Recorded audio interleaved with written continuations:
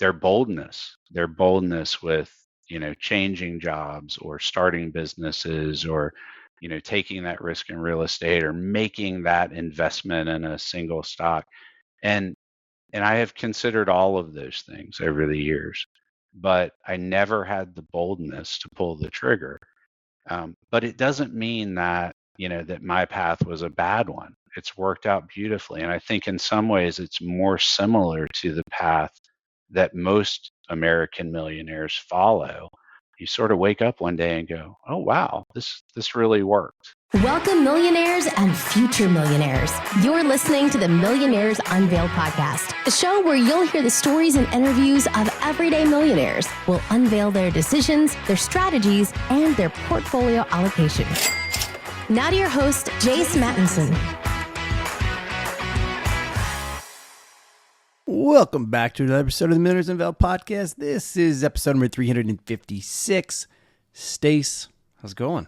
Going great. How are you tonight, Jace? This is kind of one of my pseudo favorite holidays, Cinco de Mayo. Eat some tacos, eat some good Mexican food, which I've actually had all weekend to celebrate. So doing pretty good, if I do so say myself. And it's starting to heat up a little bit. We're getting ready for summertime, which is crazy. Kids are getting out of school across the country this month and next, I feel like. And yeah, things change, I feel like, with the seasons and kids getting out of school and everything else that goes with that. Like convincing them it's time for bed, even though it's sunny outside. I mean, I'm still trying to convince myself it's time for bed when it's sunny outside. So today we had, I guess a few weeks ago, we had a listener pipe in on SpeakPipe on our website with a question. So I thought it'd be fun to play that. And then we'll give a little kind of hot take on it from our side. So I have a question about what are the millionaires' ways to handle the stressful turning point in our life, like whenever we are at the starting phase of doing something. There are many hurdles on the way. So how to keep up that millionaire's vibe when doing something important? So I think what she's asking is basically, how do you persevere? How do millionaires persevere when things get tough or when you don't feel like you're seeing the results as quick as you would want? Is that the way you kind of interpreted that from her? Right. I think that she's saying when challenges arise and you're not seeing what you want to see happen, you're not seeing the numbers stack up like you'd like, and maybe you're getting setbacks along the way. I mean, it's easy to do the hard things when life feels good, and it's harder to do the hard things when life feels really sticky and really tricky.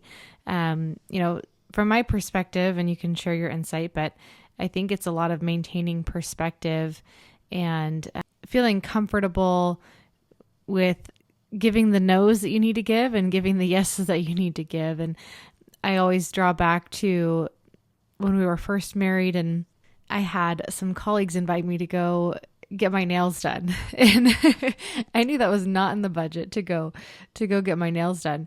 And it was a little embarrassing. It felt embarrassing to say no when all of us are there making the same amount of money, and I should be able to say yes like any of my other coworkers. It could have said yes, and of course it would have been super fun, but we were just really grinding it out. And to this day, even though things financially are different, getting my nails done is not something that I do very frequently, and I maybe could do it more often, but I see myself maybe like 2 or 3 times a year saying yes to that. But you kind of get into a mindset of spending the dollars where it matters to you, and that's something that doesn't matter to me that much. So cutting the fat where it doesn't matter so that you really can stack up the bills where you want them to go. Yeah, and now you have some children to do those nails, and they do it for free, basically. And I have some purple nails to show for it right now. I keep forgetting about. The memory's better than going to the salon on that one. But yeah, I think, today's guest actually really sheds some great light on just what it takes. And, he's on a path that probably most Americans are on. And he's, 30 plus years into it. So it took him 25 years to get his first million and then 5 to get his second million. And his net worth sitting there right about 2 million right now. But he's worked at the same Fortune 500 company basically his entire life. Started really in high school and through college years off and on. And then post-college effectively has been there his entire post-college career. So probably a story that some can resonate with. I mean, we don't have very many, I feel like, that have come on that have stayed at the same company. But nonetheless, going back to this question that we got from a listener, I think back to all the different things that, I've learned and studied and all the different millionaires that have come on. And there's very few that have said, oh man, I just, I hit the lottery, or, I started that business last year and I sold it next year and that turned me into a millionaire. It is a thing that is year after year, month after month, day after day, stacking up those habits, stacking up the bills, making the investments, taking the risks if applicable for you, that you really start to see those results, sometimes even decades later, as we're going to see today in today's episode with James. But I think back to the first time I started doing even just my own net worth monthly tracking of everything, really, between, my life happiness to, my net worth on paper, to all the different things that I started tracking, over the last, 5 or 6, 7 years. And at first it was like, man, this is like not worth doing this exercise because, all right, it moved by like $500 this month, or maybe it even went down with some of the stuff in the market. But little by little, I'm able to actually go back year over year and kind of see the progress. And when I compare the 5-year increment, it's like, wow, like there has been a lot of progress that's made. And, I think it's Bill Gates that maybe I can't remember if it's him for sure, but one of the billionaires, famous billionaires, said that, we underestimate what we can, or we overestimate what we can achieve in a short amount of time. And we underestimate what we can basically achieve in a long period of time, whether that's, 1 month or 10 years or however. I can't remember the direct quote, but something to that effect, where it is something that, even for them, it does take a long time. You look at people like Warren Buffett that have, I think 99% of his wealth has come after his 55th or 60th birthday. And people herald him as the world's greatest investor that made most of his wealth after he was what most people would consider moving into retirement age.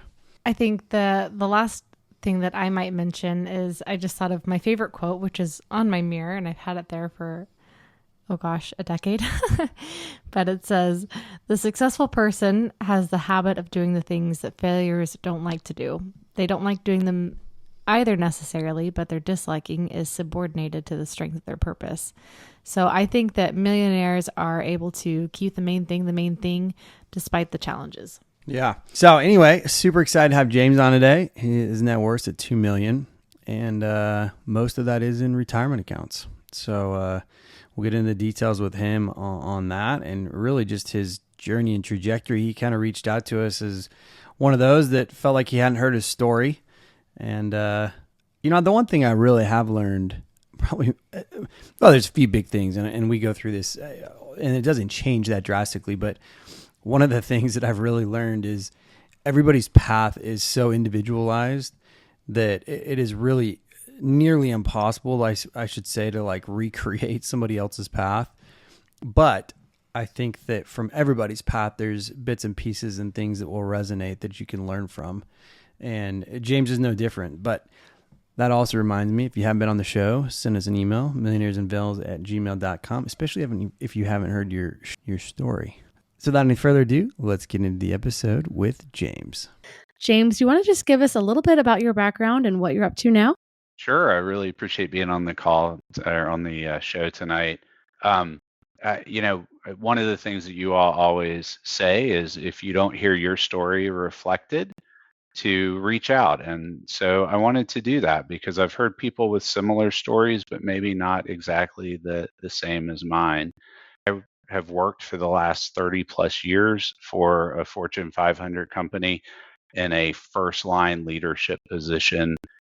Nothing fancy, nothing, nothing spectacular, not a titan of industry or an entrepreneur, or a sports star. And so really just wanted to share maybe for people who are a little less risk taking that might be out there, that financial independence is possible and you can have a great life even pursuing that millionaire next door path of slow but steady wealth building.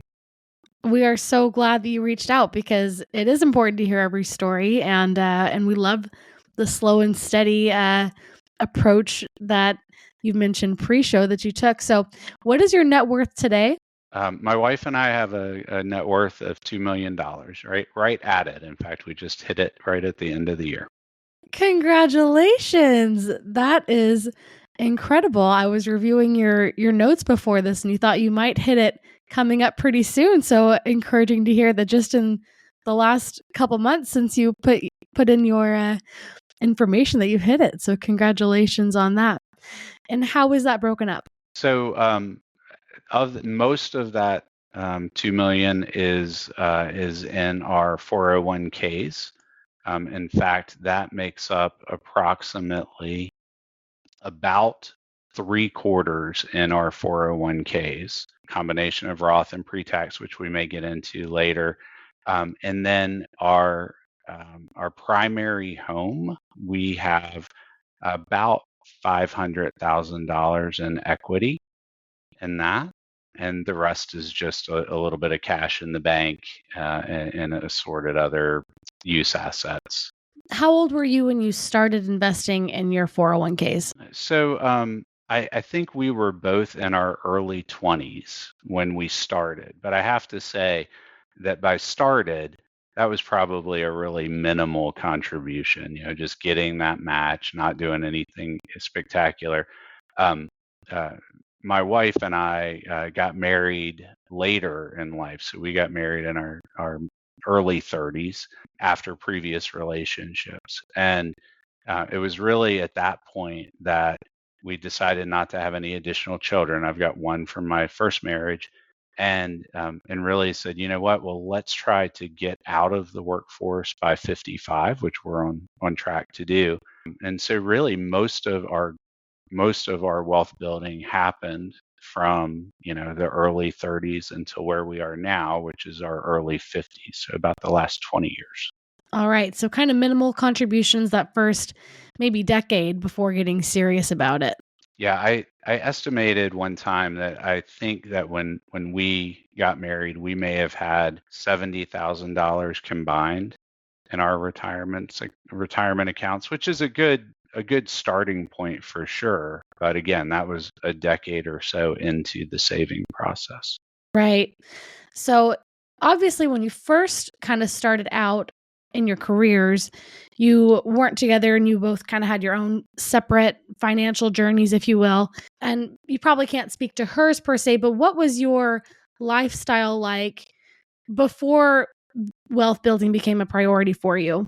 Yeah, I think like a lot of people, I remember getting my first, post college job. I think I made $26,000 a year. I thought it was all the money in the world, and very quickly learned that it was just enough to pay the bills and maybe put a tiny bit aside.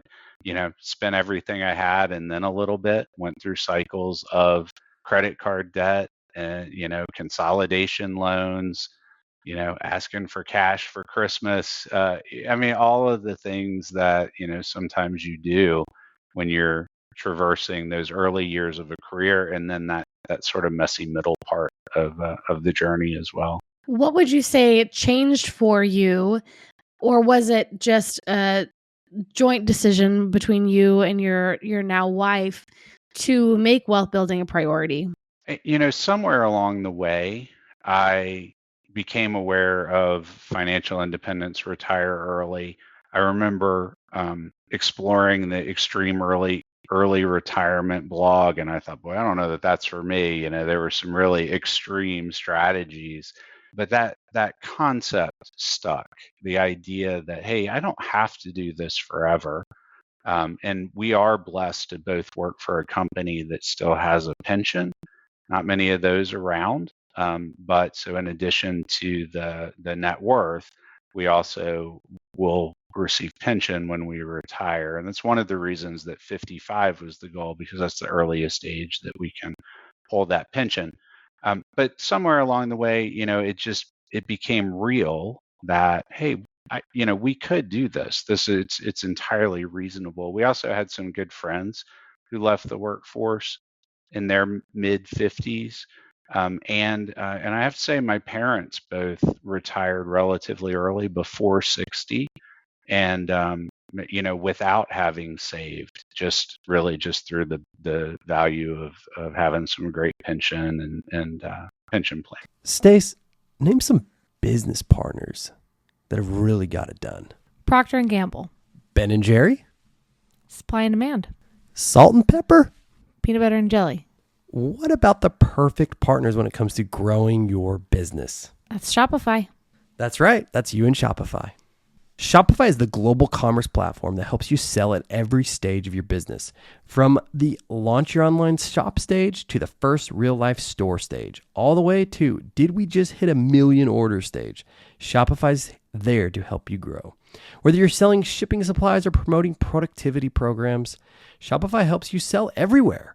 From their all-in-one e-commerce platform to their in-person POS system, wherever and whatever you're selling, Shopify's got you covered. Shopify helps you turn browsers into buyers with the internet's best converting checkout, up to 36% better compared to the leading commerce platforms. And sell more with less, thanks to Shopify Magic, your AI-powered all-star. What I love about Shopify is no matter how big you want to grow, Shopify gives you everything you need to take control and take your business to the next level. Shopify powers 10% of all e-commerce in the United States, and Shopify is the global force behind Allbirds, Rothy's, Brooklinen, and millions of other entrepreneurs of every size across 175 countries. Sign up for a $1 per month trial period at shopify.com/unveiled, all lowercase. Go to shopify.com/unveiled now to grow your business, no matter what stage you're in. That's shopify.com/unveiled. And thanks again to Shopify for supporting today's episode. Can you share any details about the type of pension you'll be receiving? Sure. So our pension, you can receive the maximum benefit of the pension if you work until 62. And at 62, that would replace about half of your retirement income. There is a penalty for every year prior to that. And so retiring as early as possible, which is at age 55, it cuts it to about a quarter of your retirement income. Of course, that, everybody has to, figure out, well, what are you going to spend in retirement? And so while it's a quarter of what we'll be making at retirement, it'll replace about half of what we project to be our retirement budget. Okay, great. Well, that's definitely something healthy to look forward to to help with just cushioning those retirement years. Let me add just a little bit to that, Stacy. Yeah, go ahead. So I'm pulling up my questions. all right. So at the beginning of retirement, it'll replace about half of what we project to be our retirement budget. But of course, it is not inflation adjusted. And so that value will erode with time. But, I also want to just really stress that even without the pension, that's certainly factored into our plan. But, it may have taken a couple years longer, or we may have had to adjust our retirement lifestyle a little bit. But it's totally doable, even if you're sitting there and you're like, well, I don't have a pension that's going to cover half of my living expenses. We're maybe a little on the fat fire end of things. We moved to the coast a year ago as a result of COVID. We were able to do that, but fulfilling a really long-term dream of retiring to the coast. Well, that's comforting because we have no pension in our future. So Very few do, unless you're in government service anymore. In fact, our company does not offer pensions to new employees anymore, but those Oh, who've been around or still have it. interesting. Well, good thing you slipped in there in those earlier years. Now, did you go to college? I did. Yep. And in fact, I was a history major, so right on track for, utilizing those tech degrees. But no, I actually learned, learned from the job environment at the time that there were a lot of people in the business world that had non-business degrees, and I'd always loved history, and so pursued that. Very nice. I think that's probably most people in their careers. They diverted from what they studied in college. Did you graduate with any student debt?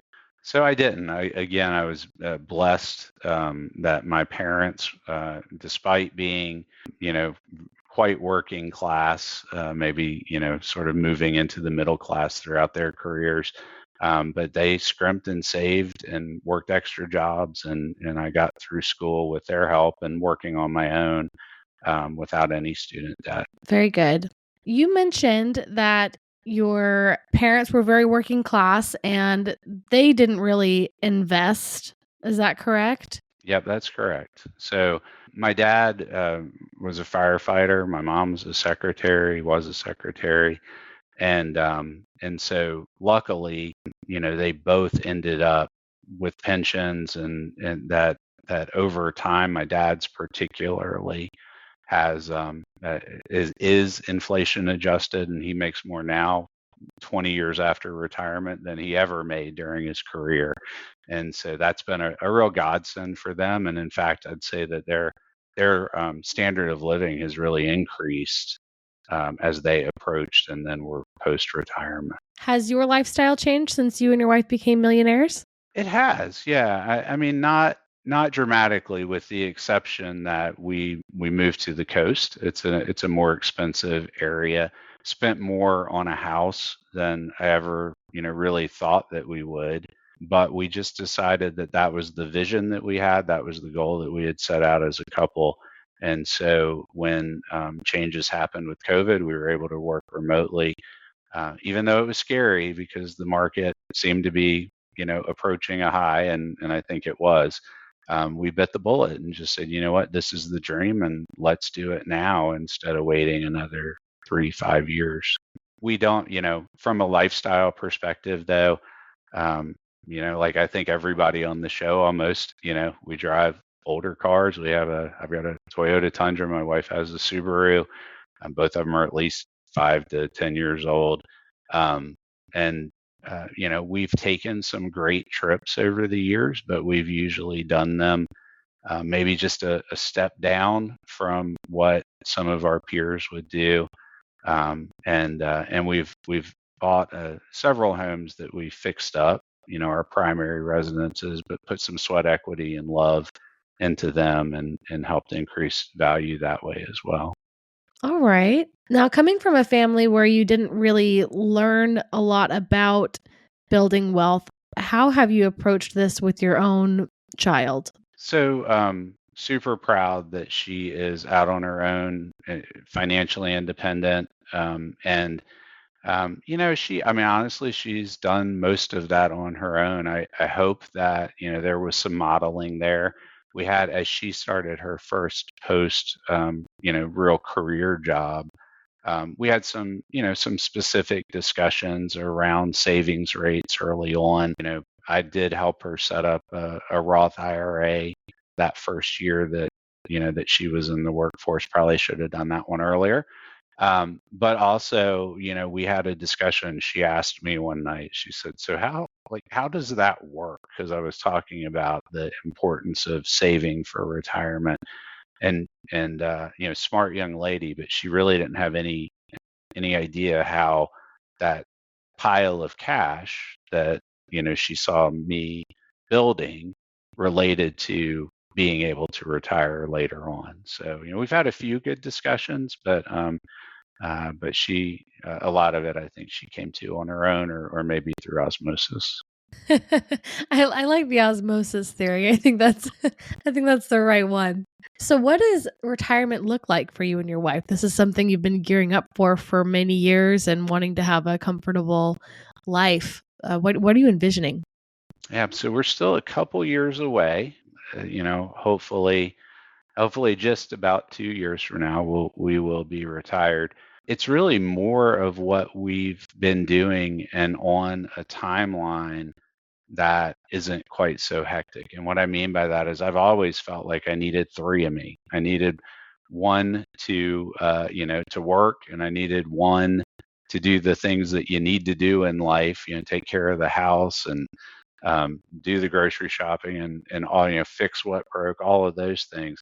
And then one to do all of the things that I wanted to do. And both of us have been very involved in our communities that we've lived in. And I've been involved in fire rescue, volunteer fire rescue, spent a lot of time in that space. Interested in all kinds of outdoor activities, which we do, but they're always sort of jammed in between other things.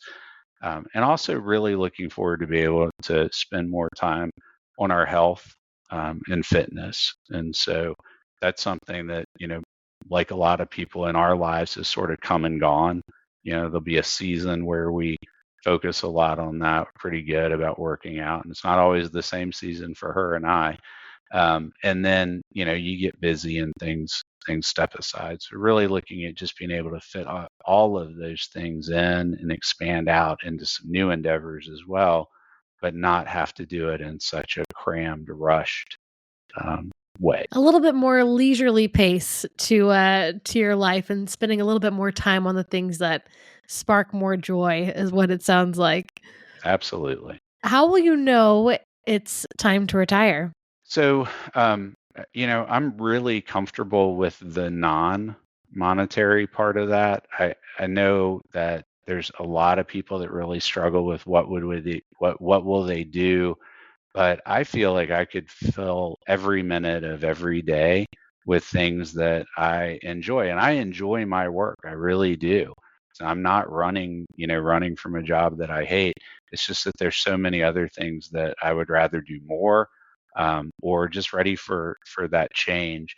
So it really just sort of comes down to the math. It's we're in a good position, but there are some we do still have a mortgage after we moved, and so really need to figure out how to knock that out. And there are some toys that we may want, maybe a boat in the future, maybe a little travel trailer. So those are things that you factor in and you say, okay, what does the solution look like that allows us to find that balance between getting the toys, having that added kind of cushion of stability and comfort with the numbers, and just being ready to move to the next chapter. I fully believe that those 10 years between 55 and 65 are the best years that I'm going to have. And I'm able to look at my parents, and they've had good years past 65, and I hope that that's the case. But I really want to take full advantage of those first 5, 7, 10 years where I think we're going to be in the best health, most active, most engaged, most able to contribute to our community and to other folks. So that's what we're looking forward to. I think you're spot on with having those younger years as ones where you have a lot of vitality and interest in some of those hobbies still. I know that something that I've observed with my own parents as they've gotten older is, just kind of the drive to be interested in some extracurriculars kind of declines as that age goes up. And it would have been nice for them to have, I wish they would have, done some things when they were a little bit younger that they wanted to do at the time that now they no longer have, the desire to do. So I like your mentality of using those younger years to your benefit. Is there a certain number that you're wanting to hit before you retire, or is it more of going off of a feeling that you feel like you're ready for it? I don't know that there's a specific number. but it is all, it really comes down to that plan. We could walk away right now. We could have walked away a year ago and, been fine, had a fun, engaging retirement. But certainly the move to the coast and to a higher cost of living area really adjusted that. It made you think, okay, are some of those assumptions about how much you'll need in retirement realistic, even with a paid off mortgage? And the inflationary environment that we've been in the last couple of years is part of that as well. And to say, okay, I know what historically it is, but your starting point because of the inflation over that period looks different, right? Going out to dinner now is $20 or $30 more than it was a couple of years ago. And that's something that we enjoy doing and something that we want to do as part of our social life in retirement. So you just have to factor all of that in. I think that there's probably a number that I would say, oh yeah, absolutely. But I'm not exactly sure where that is in between the net worth we have now and whatever that number would be. There's that sweet spot that we're looking for. Right. How long did it take you to go from your first million to your second million? So we reached our first million in net worth sometime in 2018. And so 5 years, basically, 5 full years after 25 years of building wealth. And not all of that was great markets either. Some of it was, but it really does start to snowball at a certain point, particularly the retirement savings. I think hearing that second time period is always encouraging to hear. The first one can feel like a grind, and then after that, it's more smooth sailing. You've mentioned you and your wife working as a team several times throughout this. Do you want to shed a little bit more light on how you've been able to come together and achieve goals together? Yeah, I think for us it was mostly about vision and really that vision that, hey, we don't want to have to work late into life. We want to have options. We have had a shared vision about moving to the beach, and so that's something that developed early in our relationship and sort of clarified itself as we got closer and closer. As far as the partnership, I will say that in most things in life, my wife is the planner. She's the one who plans vacations or figures out all of the things that need doing. My contribution to most things or to our planning is really the financial stuff. And haven't done anything fancy at all, but I have had an eye on the prize. And we always talk about decisions, the few that we make financially, but mostly it's just been having that shared vision and sort of well, what are the steps that we need to take to move in that direction? Luckily, we're both relatively frugal. We don't mind spending money on things that really bring value to us, but we also we don't buy a lot of new clothes or like I mentioned, we don't need fancy cars. We do love to go out to eat sometimes. We love to take trips. We love to spend time with family and friends. But that we're not big on things in the same way that I see a lot of my contemporaries. Thanks for sharing that and how you've worked together. Let's wrap up here with a little bit of rapid fire questions. What is a key lesson you learned from childhood? Hard work. My parents often, held multiple jobs at a time. So in addition to whatever, to their primary career, they were doing other things to make money. And that approach served them really well through life. And so, that I think was the lesson that I learned, which is even though I haven't had a super exciting career, I found something that I enjoyed doing. And I worked really hard at it. I took some risks early in my career. I took a role where I was traveling 200 plus days a year And that had some financial benefits early on that allowed lifestyle choices at that point. But it always, I haven't moved real far up the corporate ladder, but my pay has been probably increased more than some of my peers, because of that work ethic, because of the willingness to do things that other people may not want to do, building that skill set, that expertise, in the roles that I've had. Have you stayed with the same company throughout your whole career? I have. What's the most fun you've had with money? Honestly, moving to the beach, it has just been a real lifestyle change, decrease in some of the stressors that we had, where we lived previously, and that has been, that simply wouldn't have been possible without the financial planning and some of the sacrifices that we've made over the years. So it really is that payoff, right? It's all of those years of, you know, not saying no to everything, but saying no to some things, and then, hey, wow, that's the goal, and there it is. What was your first job? Retail. Worked at a department store. Yeah, I sold men's clothes and shoes. And one time they asked me to work gift wrap, and that was just a horrible decision. I lasted 2 customers.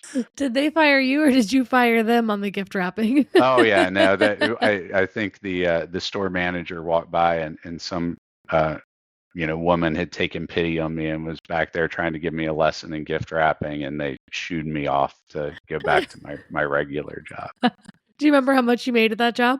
When I first started, $3.65 an hour. Oh my word! How old were you at the time?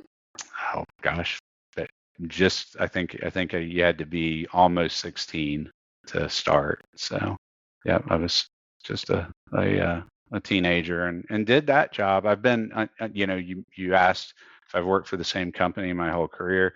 I have, and maybe even a little sad before that. I worked for that same retail company all through high school, off and on when I was in college. I did some other things, did some landscaping in the summers here and there, and did some other things, but an unbelievable percentage of my working life was that retail company and the corporate company that I went for after college. Hey, if it's not broken, don't fix it.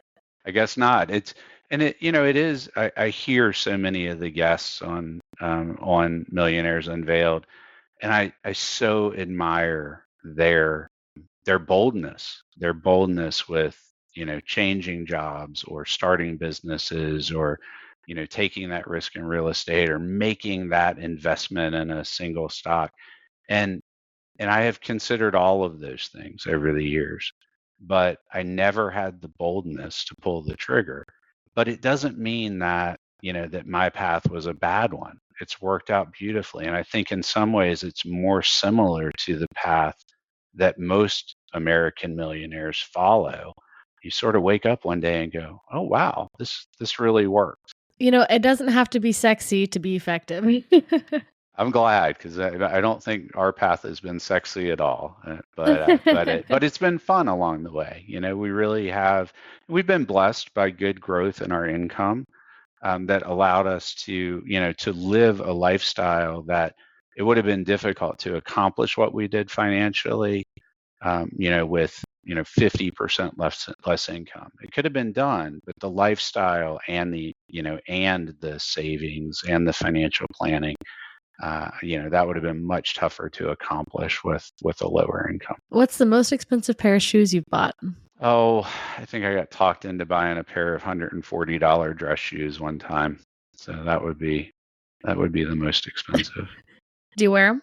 I do. I still have them, and I wore them to an event, over New Year's. So aren't you glad that you got talked into those? You're welcome. All right. And last question, what financial habit has changed the most since you became a millionaire? Well, one that I'm working on is trying to not balk at spending money on things that really add value.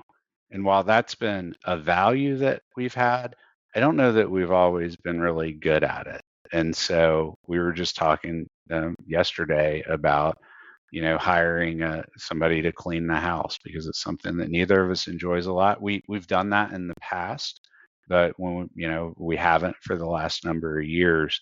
And it's just funny because each of us, and I think each person out there has those things that we just get a little hung up on. When it's I could do it myself. Should I really pay somebody else to do those things? But really trying to focus on just not worrying about those things that we're spending on, as long as they truly add value to our lives, bring us joy, or make life easier as we look to find new passions. That's great. Last pieces of advice for someone who's just starting out. I've got a bunch of them. So I guess get started.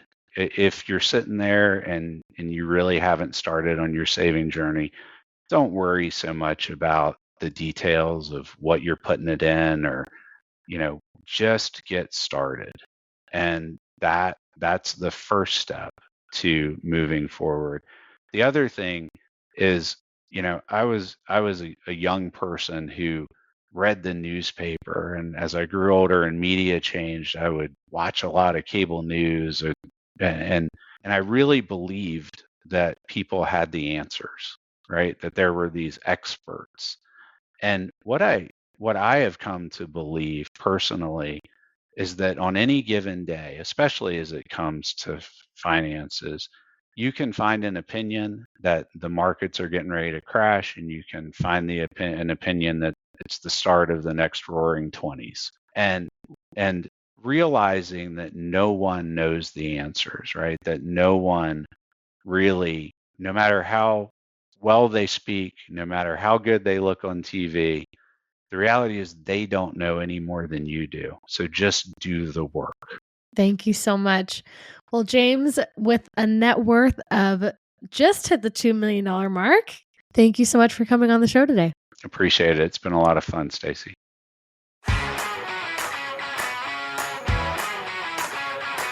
Thanks for listening to the Millionaires Unveiled podcast with Jace Mattinson. For more stories, investment opportunities, and information, check out our website, millionairesunveiled.com. See you next time when you'll hear from another everyday millionaire.